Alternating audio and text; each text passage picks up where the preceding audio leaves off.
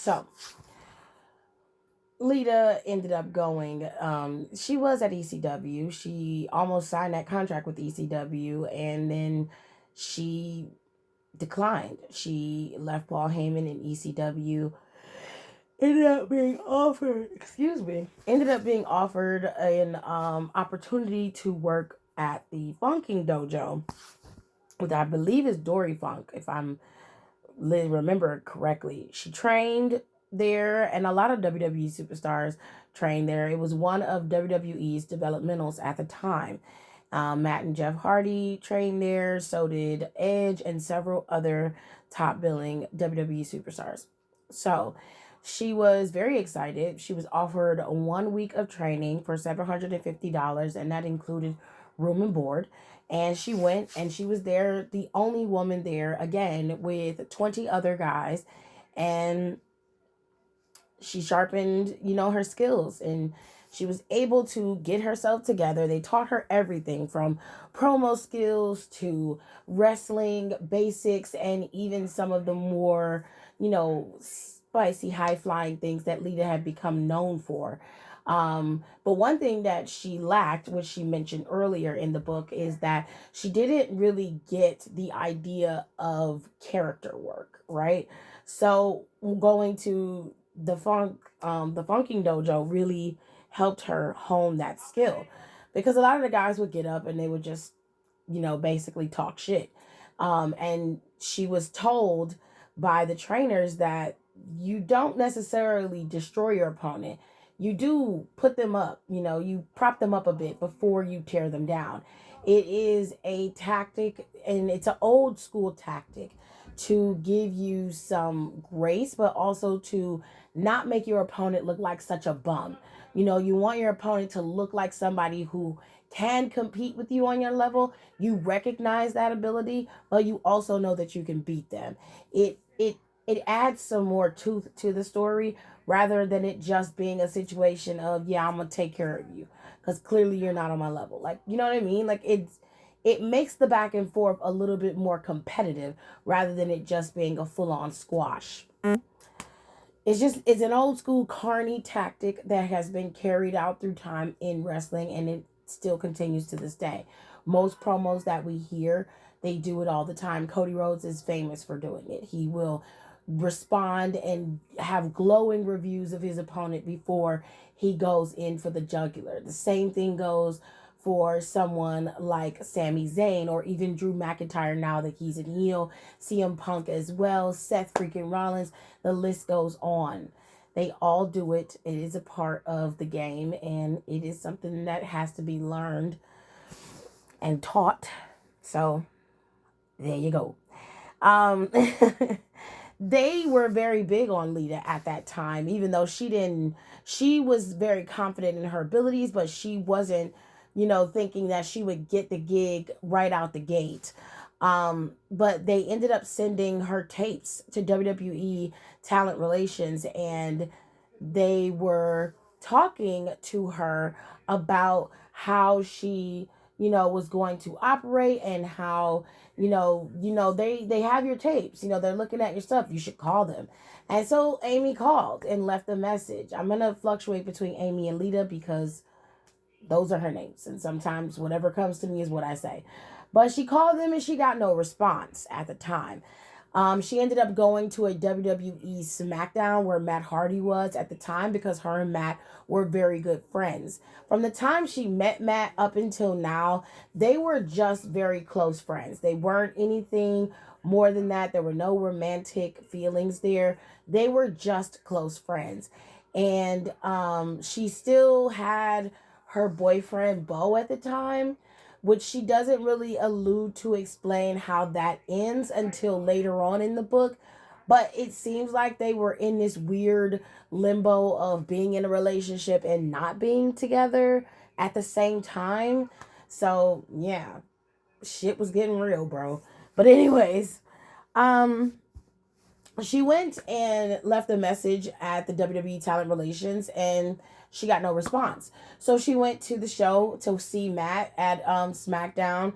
She was backstage, and one of the guys that works in that department came up to her and was like, "You're Amy, right?" And she said, "Yeah, that's me." And he was like, "I got your message. We are interested." And she says, "Okay, cool." So they set up an interview, and scheduled a meeting, and Amy was a bit nervous about this meeting. So she wanted to make a good impression. So she didn't know what to wear or what to do. So the first thing she did was she went and bought out a more conservative suit, and she was dressed like something that she expected them to be, not what she is. The meeting was with JR and Bruce Pritchard. And it was to get a feel of where Amy was mentally, how she felt about the business, what she actually knew about the business, and just to have a conversation about her, and if she would fit in, and where things could go from there. She was also asked about her dancing background. If you recalled, Amy was a dancer, aka a stripper, and JR seemed to be very curious about it. Amy wasn't ashamed, but she didn't want that to be her call to fame. She didn't want that to be the one thing that they focused on or hyper fixated on. And to be fair, I can understand that. You're talking about in the 2000s, if I recall, late 90s, early 2000s. This seems to be like the early 2000s for her. And to be fair, the world was obsessed with strippers. Jerry Springer was 100% a top TV show on TV, and he had strippers on there just about every other week, child. So, um, the obsession with sex and the illusion of the world of strippers, aka dancers, and sex is very, very intoxicating for some people, but more specifically, it can become obsessive. And I understood, like, I don't want to be defined by just being a dancer. I really want to be a wrestler here. And I fully get that. And so I understood why she was so hesitant to tell them that, yes, I was. But she was honest, she was truthful, and she said, yes, I I was a dancer. And she said, "Is that a problem?" And JR and Bruce basically, said no. JR was just like, "We just want to get a clear understanding of you and your background and everywhere you come from. We're not having an issue with you being a dancer." So, they thanked her in the meeting, and she was offered the developmental deal. She took it.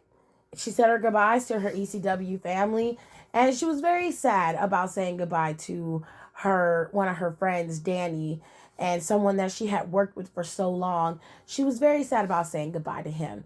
But she said there was a lot of people in ECW who weren't necessarily happy that she was heading over to WWE and headed so quickly. So they did everything in their power to make sure she was not, confident in going. And they basically was like, you're not ready, right? Like, that you're not ready to do this, right? That is a very common tactic amongst jealous people. Jealous people will, spill the tea, as they say. I think that it was a testament to Amy's dedication and the talent that she actually possessed. Um, People recognize stars, and sometimes you're not going to be one of the greatest wrestlers of all time. Sometimes you have a look and you have an ability to be able to draw people in, and Amy was one of those people. She seems to be very cool, calm, and level-headed. Her dedication to her dream was unwavering. It's very inspiring to read how a person can pick up their lives, plan something out, execute it to its fullest capacity without any plan in sight, and be able to move and maneuver in spaces where you are offered an opportunity of a lifetime. And it's all because you took chances, you took risks, and everybody's not willing to take those risks. I am one of those people. You can dream all day long, but dreams require risk. Dreams require dedication. Dreams require hard work. And if you don't do those things, your dreams are not going to come true. You are going to remain where you are. You're going to remain stagnant. But she was persistent, and she found herself in the right spaces and was able to network and maneuver and find her way to the WWE in a very short time. Most people, it takes them over 30, sometimes 15, 20 years to get to WWE. It didn't take Amy that long to get there. And I think it was because there was a need or a want for women's wrestling that was better than what we were receiving at the time. And because she had a look, there was a look that they were going for. And during that time, grunge was very popular. Punk rock was very popular. Amy had that look. You know, she had that that she had that it factor to where if she needed to be a little bit more punk rock, she could have been.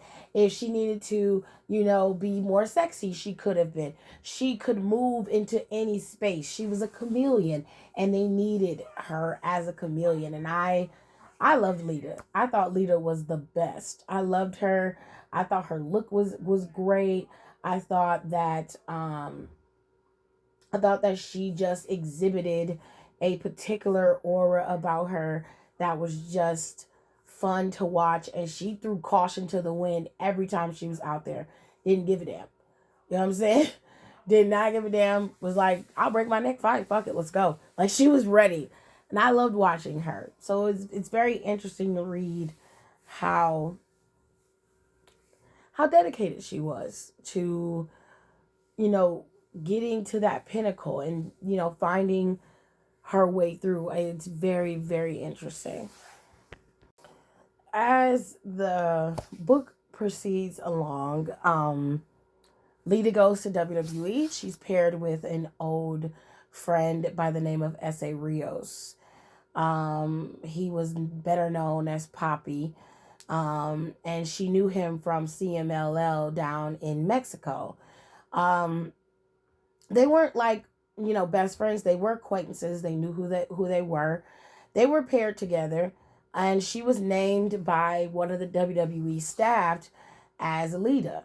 Um, she got there immediately, was given an opportunity to, um, you know, take pictures, start creating packages for them, and they were introduced through WWE's Sunday Night Heat and their other TV show that they called Jacked, I believe.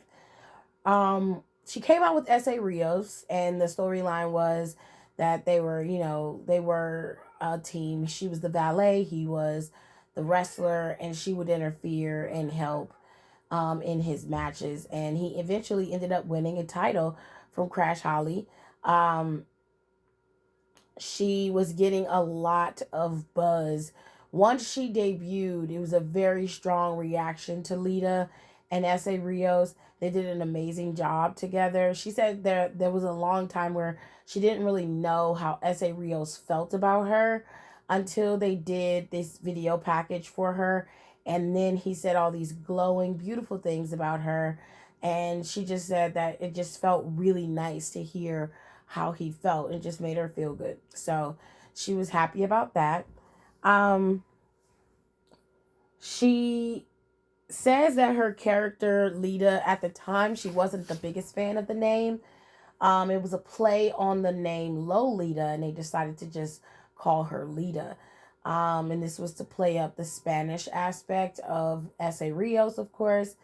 She said she was a big fan of the name, and sometimes people would walk up to her and call her Lita, and she would have to think like, oh yeah, that's my name. I remember now. And I would imagine that would happen with a lot of wrestlers because sometimes their stage names are completely different from their original names. Like Baron Corbin's name is Tom. His original name is, his real name is Tom, or at least that's what he's going by now on the indies.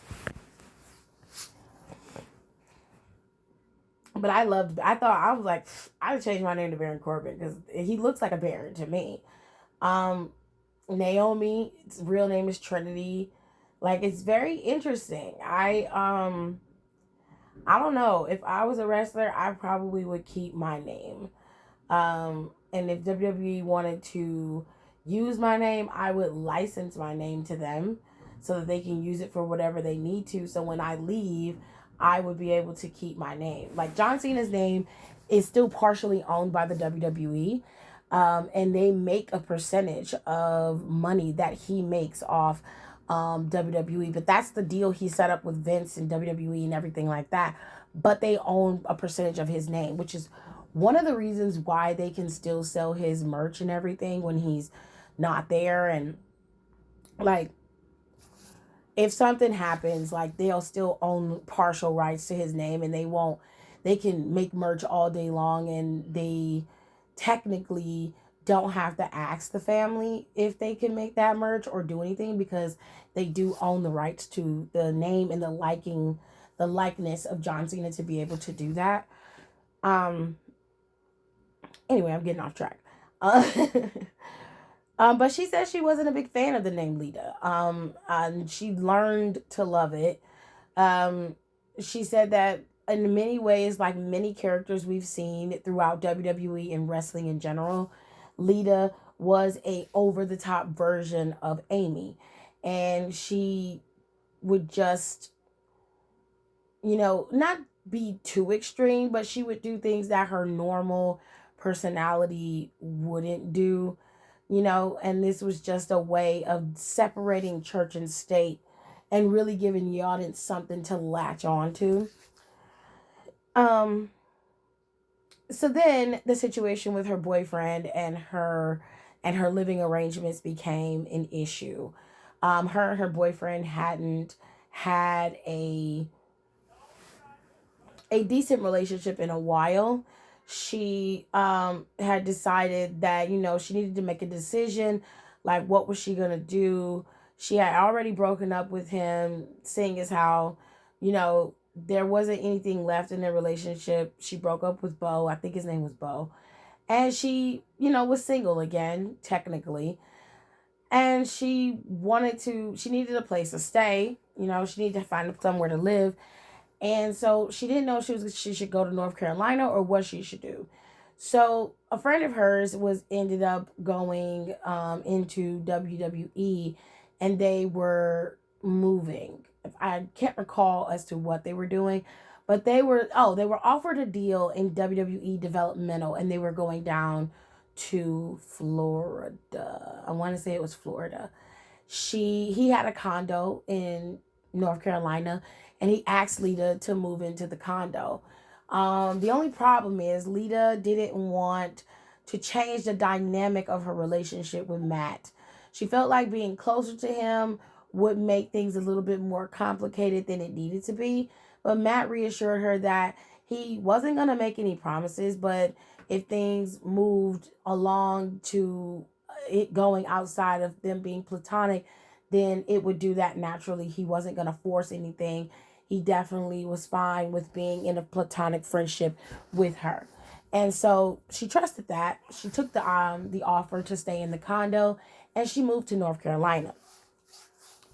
Shortly after that move, her and Matt obviously became closer because they fell into a routine of being with each other. And then they started to date. She said there was only one issue with Matt, was that Matt wasn't romantic. He didn't have a romancing bone in his body. She said that he was, practical. And she said it wasn't that she needed like mush, she didn't need to be fawned over all day long and like full on rose petals, chocolates, candies. She just wanted some romance. She wanted some thought put into gifts and their relationship, and to her. She just wanted to feel loved sometimes. And maybe a bouquet of flowers every now and then wouldn't hurt. A gift that she has been asking for or been talking about wouldn't hurt. Things like that is what she was referring to when she says she wanted some romance. She said eventually Matt got it together, but one Christmas, Matt bought her a hamper, a file cabinet, and something else. Those were the gifts for Christmas. And I have to say, Matthew, Matthew, honey, sweetheart, what are we doing? Like, what did you think was going to happen? Like, I'm very confused by the idea of the gifts. I feel like there was something better that could have been done here other than you buying her domestic shit, like shit she could go out and get for herself. Like, there, it seems like there was thought behind the gift, but it was just very practical. There was no romance in that gift whatsoever. And she said she got these gifts for Christmas one year. So I can imagine what you did for homegirl on her birthday. I can just about imagine. So it was funny. I thought that was funny. Like, I'm like, goodness. Like, so in the book, Lita is split from S.A. Rios. They stage a, dissension in the team, and they end up splitting up after she cost him a match. He then uses her as a human shield when he has a match with Matt Hardy. She gets punched in the face, and she ends up, costing him this match, and they go their separate ways.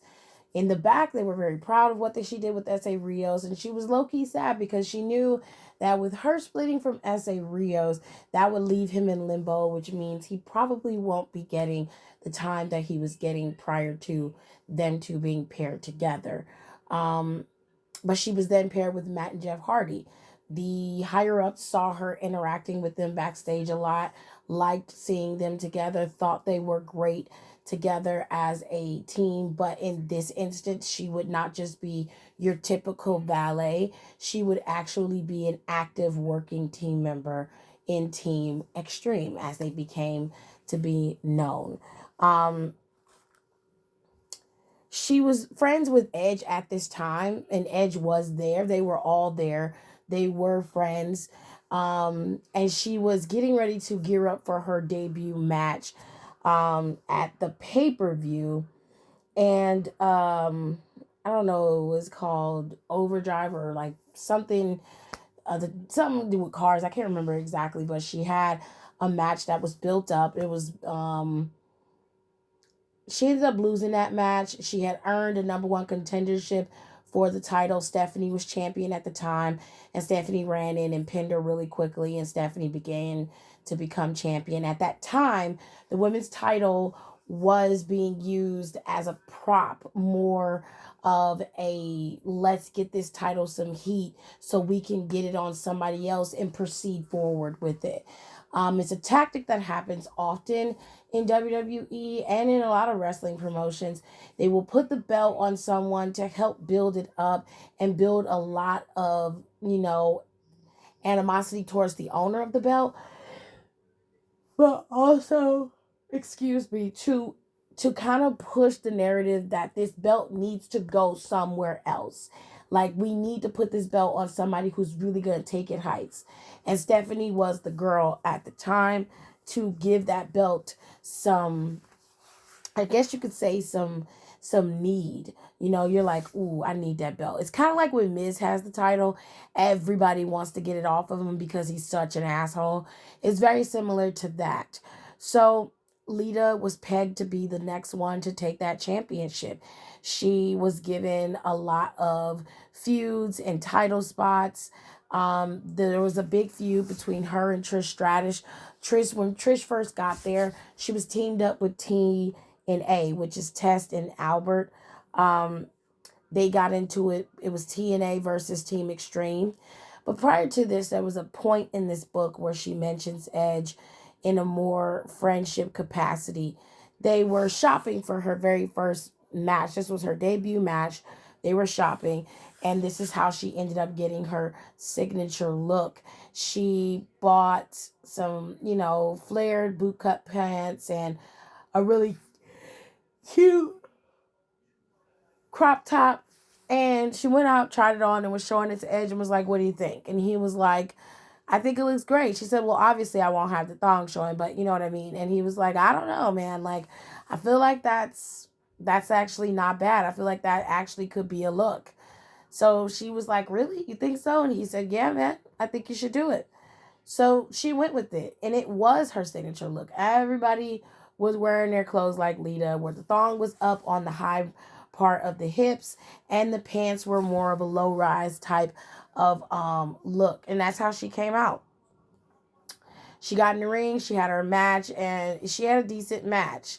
Um, Jerry King Lawler, being an old fart that he is, thought that she accidentally showed her underwear and didn't know. And he was just like, did you know your underwear was out? And she was like, oh my God, like, yeah, I'll fix that next time. And he kind of walked away like he did a good deed. And she was just like, I'm going to let him believe that, which I didn't have a problem with. I thought that was cute. It was a very interesting conversation because at the time, Lita and Matt were dating, and I did tell you guys, she said she felt like he wasn't romancing her. And we all know where this leads, where Matt and Lita end up breaking up. Lita ends up being paired with Edge. Lita and Edge are together in a relationship in real life, and they also are operating that way in the WWE. So it's very interesting that you're shopping with Edge. For her, it doesn't seem to be interesting. I will say that with Amy, she just is a very down to earth, very mellow type of person. And when she believes something, it is what it is, apparently. So for her, this is her friend. It's no more, no less than that. It's not starting anything. It's not meant to start anything. We're friends. Simple as that. I, on the other hand, understand that events in time lead to other things, and you have to be very careful how you position yourself in life. And there are very key points in this book where she is telling you that there are some things that were missing from her relationship with Matt, and then she has this friendship with Edge. And my brain is telling me that he began to do what was missing from her and Matt. And then that became a thing. Um, I don't know if this book is going to detail that, but I don't know. My context clues are telling me that that's essentially what happened. And when you hear the story being retold, and Leah's told the story before, and she was just like, we were friends, we were hanging out, and things snowballed because we were always together, we were always around each other, and Matt wasn't there. And sometimes, like, Matt didn't like doing the things that I like to do sometimes. And I just got bored and I got tired. And Edge, he gave me what I wanted. That was basically what she was saying in a nutshell. She didn't set out to hurt Matt Hardy, but it ended up happening that way, and she felt bad about that. Um, she doesn't regret her decision of being with Edge, but she did regret how it came about and the fact that it hurt him, and that she snuck around to do it. But oh, Karma, she is a raggedy bitch. And I the wrestling world is so messy. It's so messy. And I find too that in this book, it's like she had a minimal amount of training, and there were things that she just didn't know, like a basic leg drop. She was not clear on how to do that, and they was like, "Well, can you do that?" And I'm like, "Well, why don't you just show her how to do it?" And they're like, "Okay, you go out there, you do it." It's like, what? Have y'all lost your minds? You sent this woman out there, barely enough training to be able to complete a full match. She is taking full bumps from grown men. And you're like, she'll figure it out. What? What is happening? I understand that sometimes you got to throw a kid in the water to make him learn how to swim, but at the same time, there needs to be a level of protection there. Like, at least if you throw your kid in the water, there's a life jacket around them. There's a lifeguard there to save them. There's something. You guys literally put these people out there with the bare minimum of training. Bare minimum of training. And they, especially the women. The women had just just the slightest amount of training, and you expected them to succeed. And luckily, these women were able to do that. But my God, like, these are exceptional people to be able to go out there and perform in this manner and not have the proper training like what they get now. The respect that you have to have for the women specifically and the men, because I know they did it with these men too. But for the women specifically, the respect you have to have for them, what they did, could have done, and how they were able to operate and still give us these quality storylines is insane to me. And I think that there needs to be a lot more respect given to them because of that. Um, that really boggles my mind. That really took me out because I don't know, I expected them to train them more. I expected training to continue as they wrestled.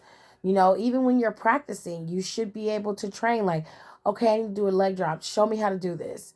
Like why would you throw her out there and be like, can you do a leg drop? Maybe. Okay, well let's work through how to do a leg drop before you go out there. And it's like simple shit, like what are you doing? Like people could have died. This is nuts for me. That really took me out, honestly. Um this book has a lot of her matches in here, a lot of descriptions of her matches. And I have to say, I'm not the biggest fan of that, if that makes sense. I understand that this is something that a lot of people want to hear, but honestly, I'm just not interested because I've seen it and I know it. I do like the backstage references, the the insight into how it came about. I do enjoy that and how it turned out. I do enjoy that. I just wish it was a little bit more um personal stuff.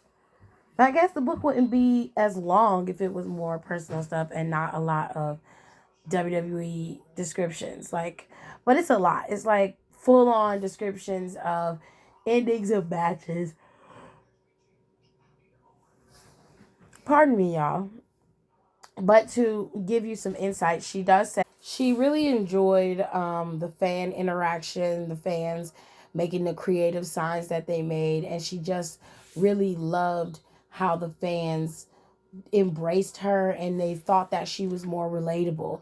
Comparing herself to China and Sable, she says Sable and China were these larger than life style characters that people felt were unattainable. Whereas Lita was somebody that they revered as like a big sister or like their best friend, somebody who they know and see in their inner circle. They could see either themselves in her or a friend or a family member in her, and that she really loved and respected. She really appreciated that, and she felt loved because of that. And she regarded her fans with such high regard. She loves them dearly. Now, the introduction of Trish came through TNA, like I mentioned before. If I didn't, I apologize. But Trish came in as a valet for TNA, which is tested in Albert, I believe. Um, they ended up setting up a feud between her, TNA, and Team Extreme.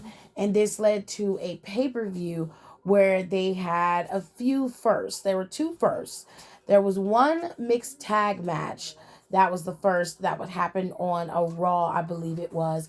And then there was an intergender match that happened over on, I think the show was called Overdrive. I want to say it was Overdrive.